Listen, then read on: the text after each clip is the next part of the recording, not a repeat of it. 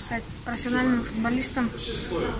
Хочу играть в таких клубах, которые выступают на международных турнирах. Хочу поднять кыргызский футбол. Мне не верится, что я поеду на чемпионат мира, буду смотреть 1/4 финала. И мне главное посмотреть на звезд мирового футбола, увидеть